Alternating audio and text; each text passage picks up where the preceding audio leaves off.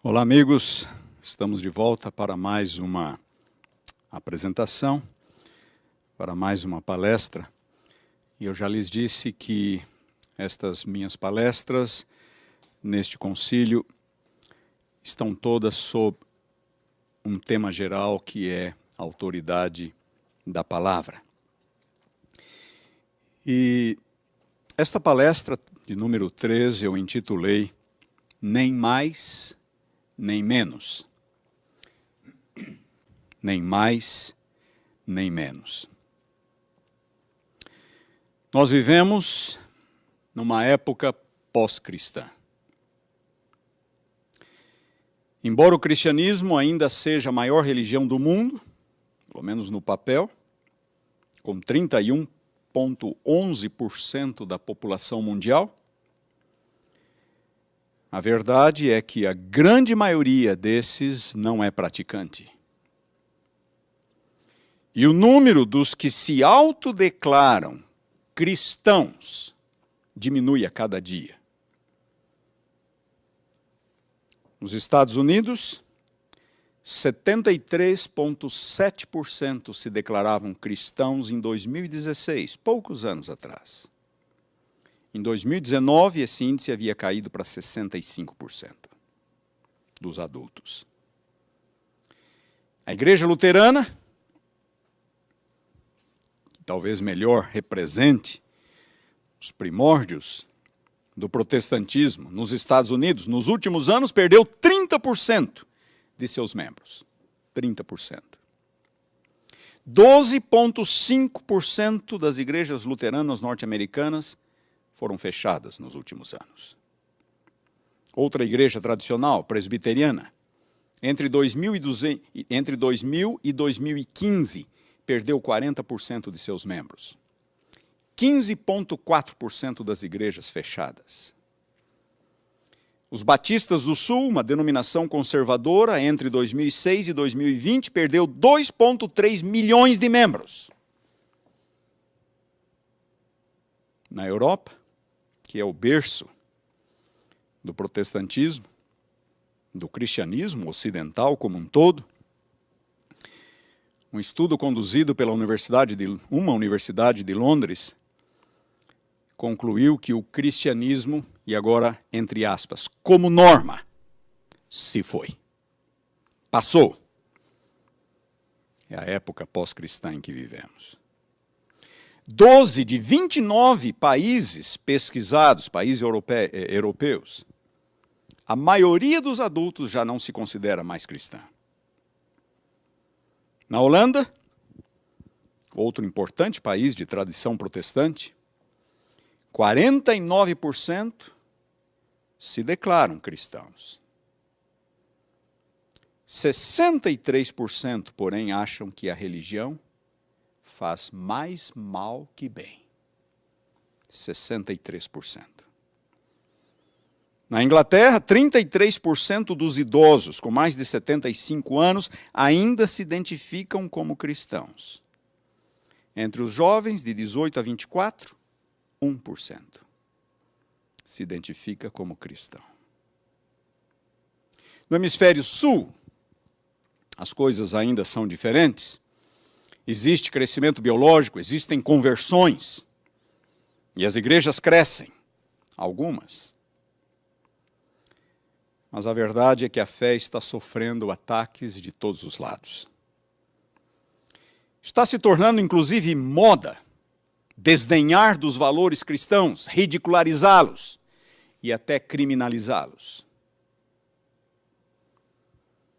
A mídia, não só a mídia de entretenimento, mas a mídia jornalística brasileira. Quem tem uma fé mais tradicional é taxado como fundamentalista, como retrógrado, como ultrapassado. Há uma agenda política por detrás. Há uma agenda humanista por detrás.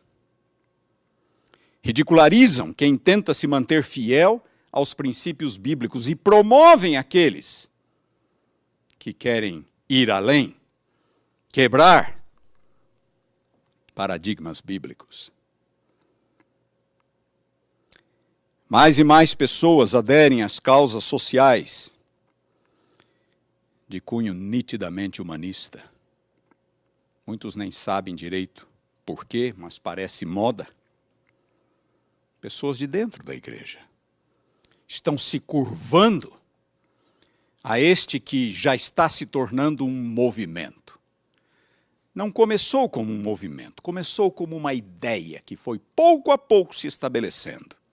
Mas hoje em dia, existem agendas específicas, de grupos específicos, nas universidades, a mídia, partidos políticos e pessoas de dentro da igreja têm se dobrado a estas agendas. Na raiz de tudo, algo muito simples e lamentável: o abandono da autoridade bíblica. Abra sua Bíblia comigo, por bondade, em 1 Coríntios capítulo 4, versículo 6. 1 Coríntios capítulo 4, versículo 6. O apóstolo Paulo diz assim, a metade do versículo para frente: não ultrapasseis o que está escrito. Não ultrapasseis o que está escrito. Não ir além. Não ir além do que está escrito. E na segunda carta aos Coríntios, capítulo 1, versículo 13. Notem o que Paulo diz. 2 Coríntios 1, 13. Porque nenhuma outra coisa vos escrevemos além das que ledes, e bem compreendeis, e espero que o compreendeis de todo. Primeiro texto, não ir além do que está escrito. O segundo texto, não ficar aquém. Não ficar aquém do que está escrito. Não ir além, não ficar aquém, nem mais, nem menos, é ficar com aquilo que está escrito. Por que o equilíbrio é tão difícil? Por que é tão difícil? A igreja medieval acrescentou suas próprias tradições, tradições humanas, tradições eclesiásticas, tradições dos concílios. As Escrituras, Bíblia mais tradição. Lutero rompeu com isto. Sola Escritura, pela Escritura somente. Lutero não começou com a bandeira da sola Escritura, ele começou a sua luta enfatizando questões de salvação, sola fide, sola gratia, somente pela fé, somente pela graça. As 95 teses que ele fixou na porta da igreja do castelo em Wittenberg tinham que ver com salvação, como o ser humano é salvo diante de Deus. Esta era seu maior problema com os ensinos e a prática católica. Mas Lutero logo percebeu que ele só podia manter o princípio, ou os princípios da sola fide e da sola gratia, se ele tivesse uma pressuposição formal com relação às Escrituras. E foi aí que ele passou a defender também o sola Escritura. 2 anos depois de haver fixado suas 95 teses. Em seus debates públicos, com o representante do Vaticano, Johann Eck, Lutero lançou o princípio sola Escritura. Eck perguntou a Lutero como ele podia compreender a Bíblia sem os papas, sem os concílios, sem as universidades. Lutero respondeu: um simples leigo, armado com a Escritura, é maior que o mais poderoso Papa ou concílio sem ela. Um simples leigo, armado com a Escritura, é maior que o mais poderoso Papa ou concílio sem ela. E nos anos seguintes, Lutero começou a desenvolver este conceito cada vez mais, a refiná-lo, como uma resposta a seus críticos. A autoridade das Escrituras. E esta foi, segundo muitos, a maior contribuição de Lutero. A maior contribuição. Em assuntos de fé e prática, a autoridade deve repousar sobre a Bíblia, e a Bíblia somente, não sobre a tradição, não sobre os ensinos da igreja, não sobre os ensinos humanos. Apenas sobre a Bíblia, que também se interpreta a si mesma. Este é a implicação do princípio de Lutero. Eu não preciso dos concílios, eu não preciso dos papas, eu não preciso da igreja, eu não preciso dos teólogos.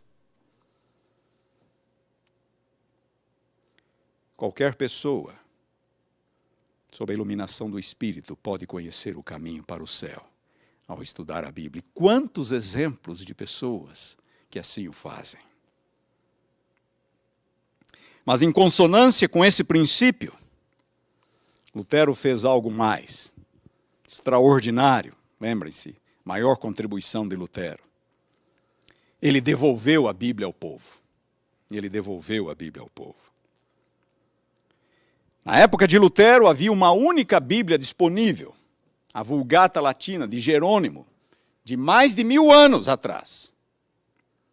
A Vulgata Latina. Uma língua que o povo simples já não compreendia mais. O povo simples já não falava mais o latim. E a própria tradição católica, por ensino e prática, havia bloqueado o acesso do povo comum à Bíblia. Nas grandes catedrais, exemplares litúrgicos das Escrituras, que eram utilizados nos cultos, nas missas, estavam acorrentados ao púlpito. Nos mosteiros havia muitos manuscritos, mas o povo comum não tinha acesso aos mosteiros e não sabia ler também. Reis e as classes aristocráticas possuíam cópias das Escrituras, mas não o povo comum. E segundo o ensino da igreja, nem deveria. É a igreja quem media o ensino, a compreensão da Bíblia. A primeira Bíblia impressa, o primeiro volume representativo impresso por Gutenberg, assim que ele inventou a imprensa com tipos móveis, 1456, foi a Vulgata Latina. A Vulgata Latina, em 2 volumes. Sabem o preço da primeira Bíblia impressa? Custava o equivalente a uma casa de porte médio hoje. Quem podia adquirir? Então, em 1522, Lutero traduziu o Novo Testamento para a língua do povo, para o alemão. O Antigo Testamento viria alguns anos mais tarde, 1534. Diretamente das línguas originais, não de uma outra tradução como o latim ou a Vulgata Latina. Para muitos da época, isto era uma heresia. O latim era a versão, a língua eclesiástica, a língua da igreja. Lutero estudara hebraico e grego na escola de Magdeburg. Conta-se que ele ia às vilas, às cidades, aos mercados, às ruas, para ouvir o povo comum falar, para que a sua tradução fosse naquela língua, para que o povo comum pudesse compreender, o mais próximo possível da língua do povo, da linguagem do povo. E assim a Reforma Protestante foi o início de um retorno à fé apostólica, abandonada desde os primeiros séculos da história da igreja. Eu já falei do impacto do segundo século.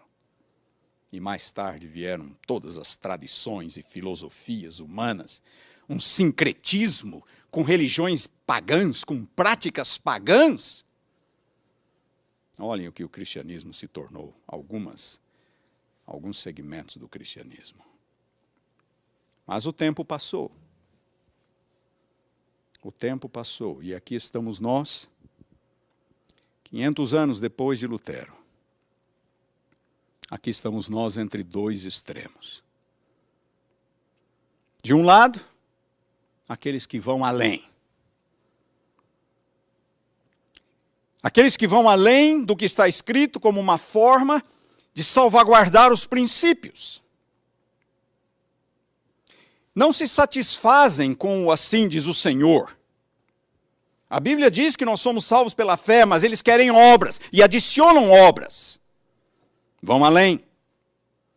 São críticos severos. Tornam pontos secundários em questões de vida ou morte, questões doutrinárias. São mais rígidos que o próprio Deus. Interpretam o texto de modo literalista. Há uma diferença entre uma interpretação literal e uma interpretação literalista. Eles têm uma definição muito estreita de inspiração. É como se Deus tivesse ditado para os profetas. Nós temos inúmeras evidências bíblicas de que o conteúdo da revelação, a verdade inspirada por Deus, é comunicado na linguagem humana, para que os homens possam compreender, homens falíveis, limitados, possam compreender. A Sr. White é clara.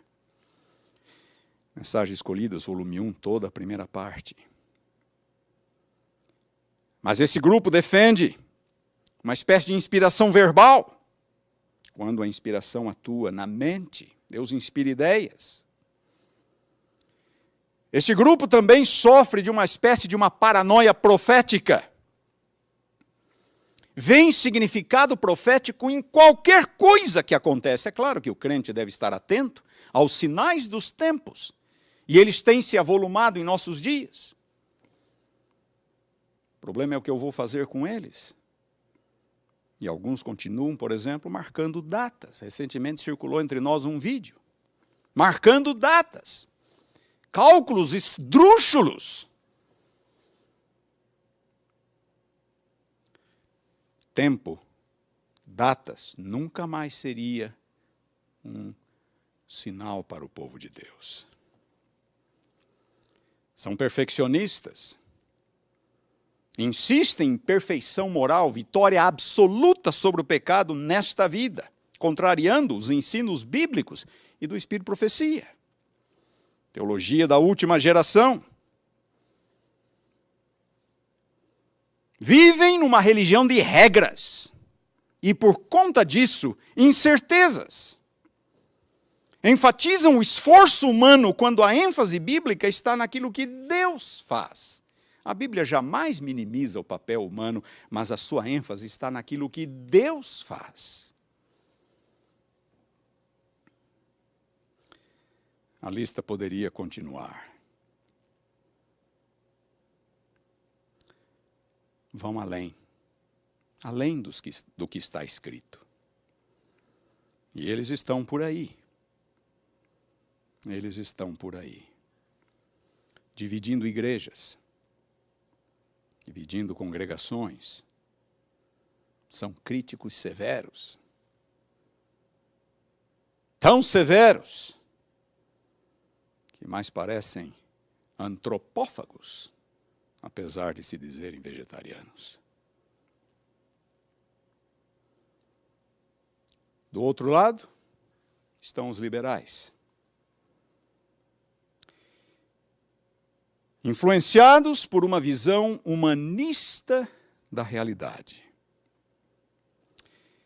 Liberalismo. Lutero começou a reforma no século XVI, o liberalismo começou no finalzinho do século XVIII. Início do século XIX. E o liberalismo teológico, o liberalismo cristão, defende a bandeira de que nenhuma autoridade externa, não devemos nos submeter a nenhuma autoridade externa, seja a igreja, seja a Bíblia. O centro da religião muda da Bíblia e da igreja, no caso do catolicismo, para o coração humano. O centro da religião é o coração humano. Aquele que é conhecido como o pai do liberalismo teológico, Schleiermacher, definiu religião como sendo um sentimento apenas, um sentimento de absoluta conexão e dependência.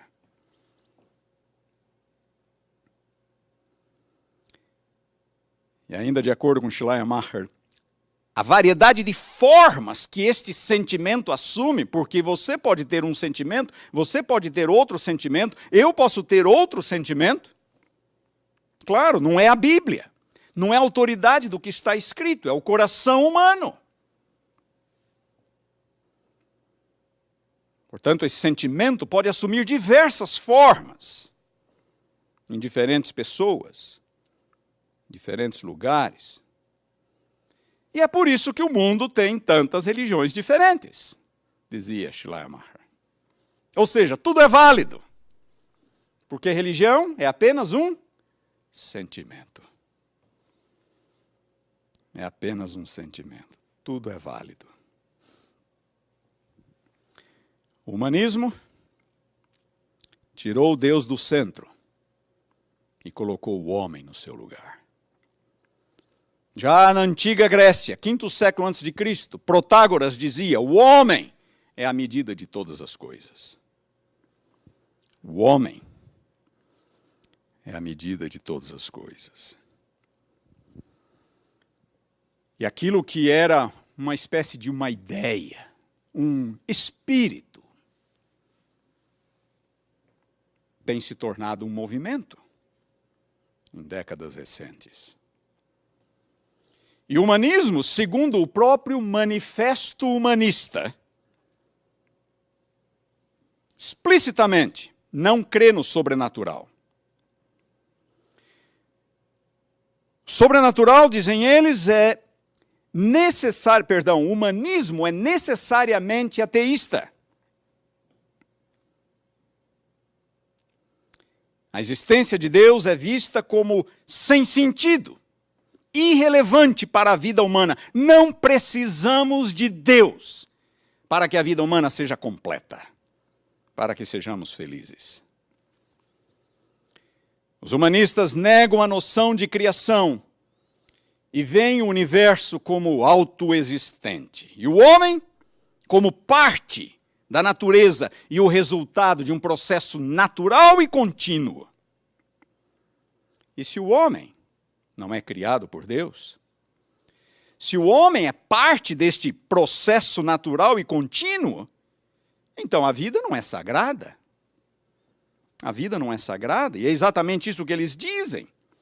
A vida não é sagrada ou possui qualquer valor inerente.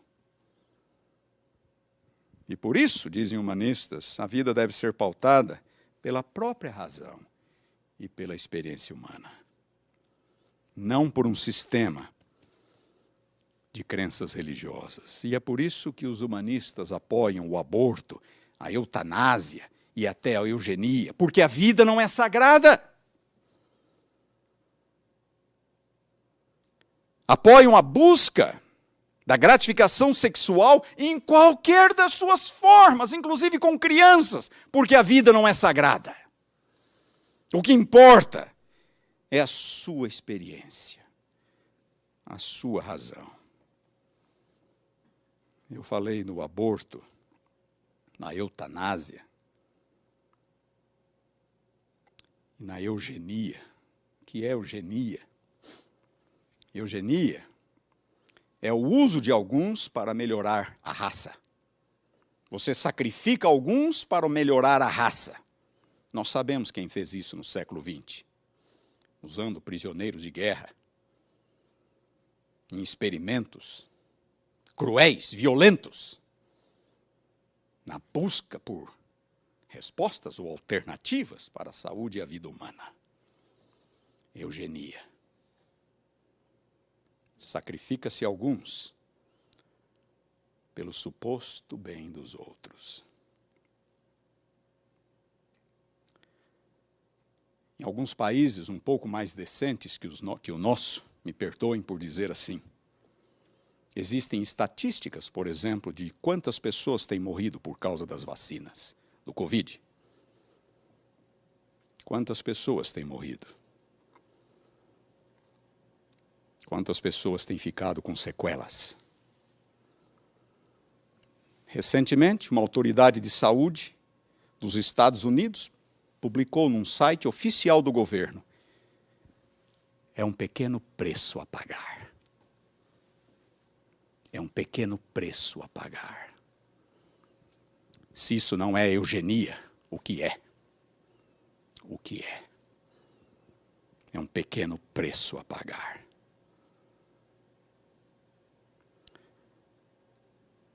Para Deus, a vida humana é valiosa. A vida de uma pessoa é valiosa.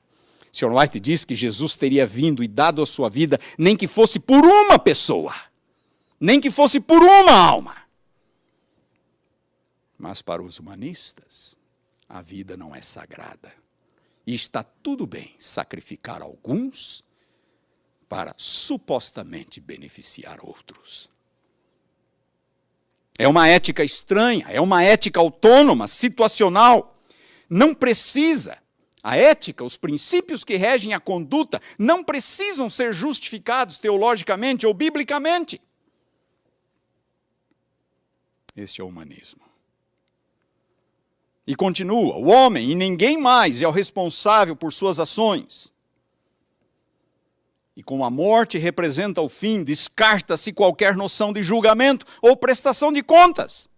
Faça o que você quiser.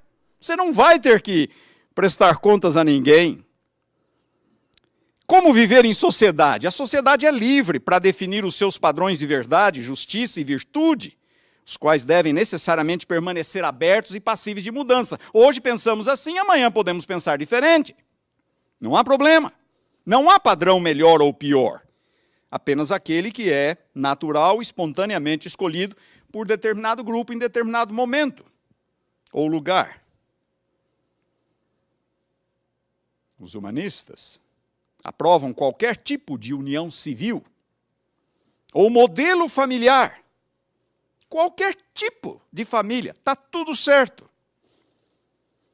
Os humanistas veem os filhos como seres independentes, que devem ser educados de acordo com os valores da sociedade.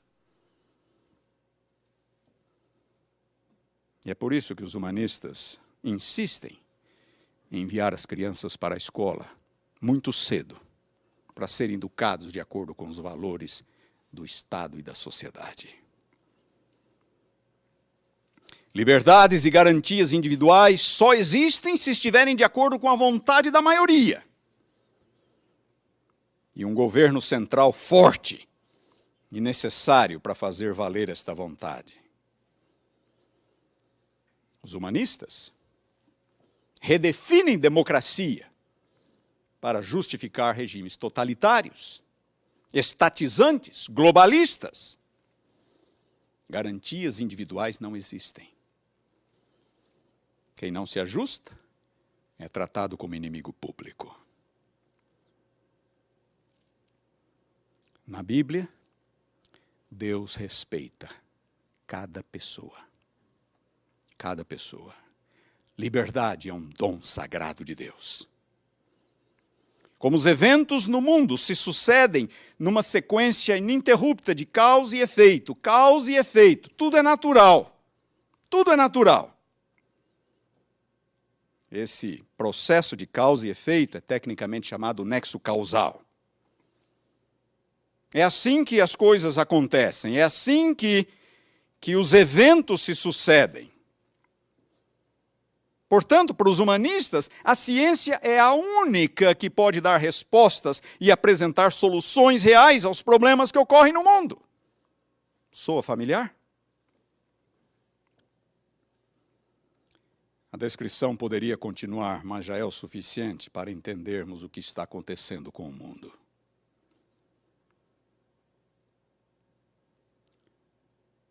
Deus está sendo destronado e o homem está sendo entronizado. A realidade tem mudado. Vivemos num mundo pós-cristão.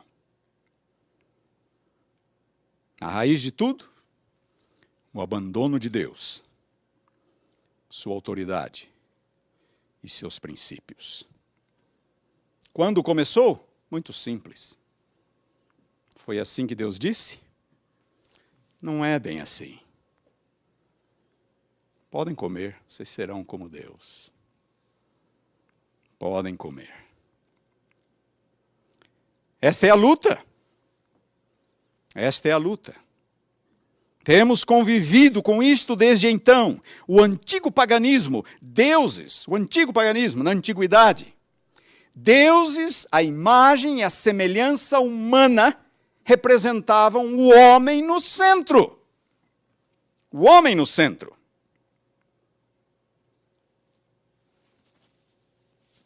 Como são os deuses? São como o homem. E por isso tudo se justificava. As práticas mais bizarras e absurdas que podemos imaginar, inclusive práticas imorais. Sacrifício de crianças. E o secularismo moderno?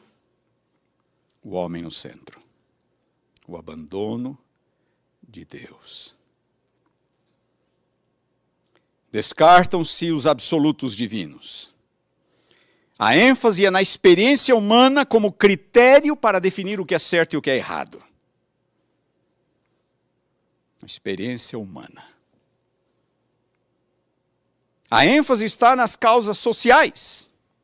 Não no real problema que afeta a humanidade. Pela Bíblia, seja qual for o problema do ser humano, por detrás de tudo está algo chamado pecado.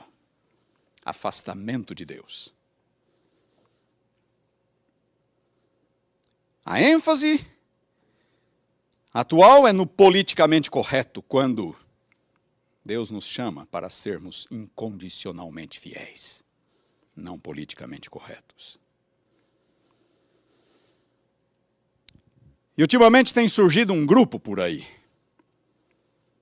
tem recebido um nome, um carimbo, cristãos progressistas.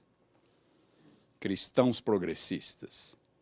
São cristãos humanistas, por mais que isto seja uma contradição de termos. Como pode ser cristão e humanista? Cristão é aquele que segue a Cristo, humanista é aquele que põe um homem no centro. É uma contradição de termos, mas aí estão eles. Cristãos humanistas, cristãos progressistas. Enfatizando questões como socialismo, racismo, feminismo, ecologismo, homossexualismo, transgenerismo e outras ideologias modernas. São os ismos.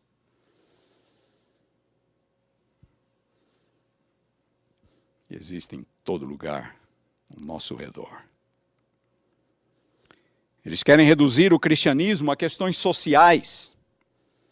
Na verdade, eles querem usar o cristianismo como desculpa para a sua agenda social. Há problemas no mundo? Claro que há problemas sociais. Há pobreza, há racismo, há discriminação e abuso da mulher e outros ainda. A pergunta é, porém, por que existem estes problemas? Porque há uma classe dominante, uma classe opressora? Ou opressora? Porque o rico oprime o pobre, o branco oprime o negro, o homem oprime a mulher, é por isso que há problemas no mundo? Pode até ser que exista isto, eu não estou dizendo que não, mas isto está longe de explicar tudo e em muitos casos não explica absolutamente nada.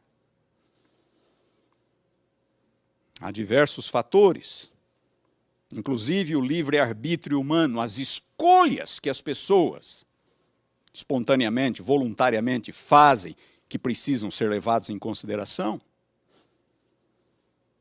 Queridos, que fique bem claro.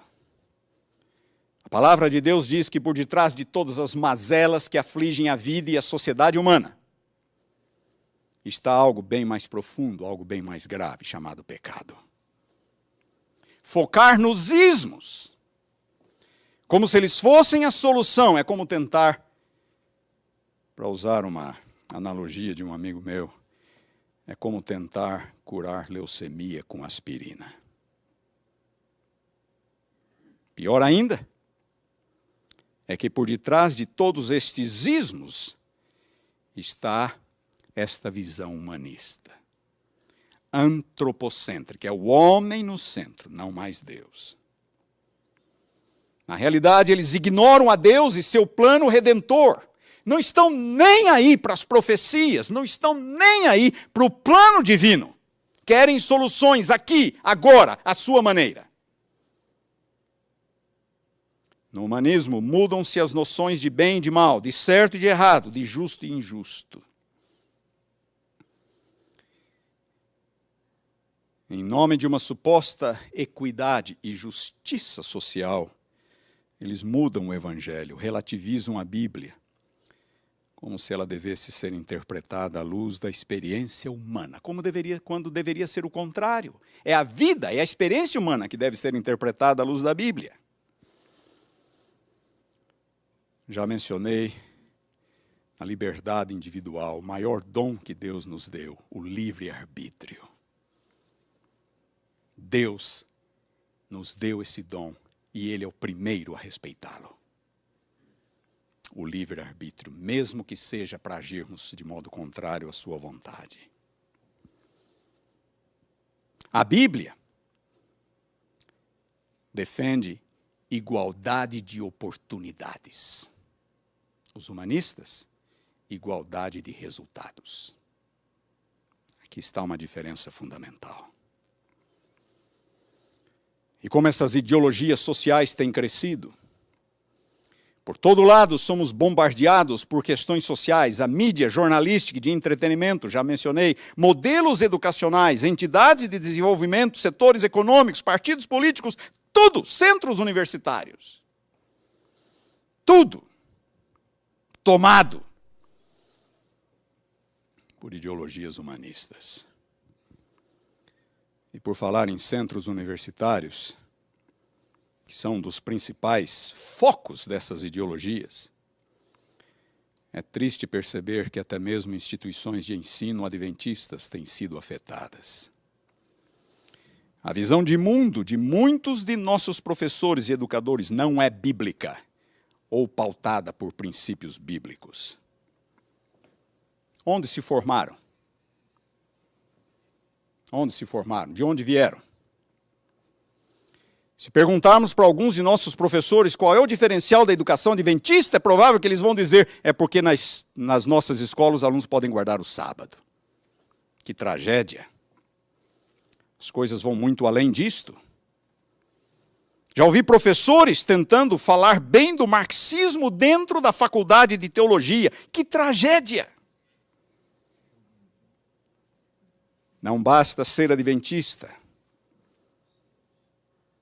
Ou dizer que é adventista, tem que se conhecer e compartilhar a visão bíblico-cristã da realidade. Criação, pecado, redenção.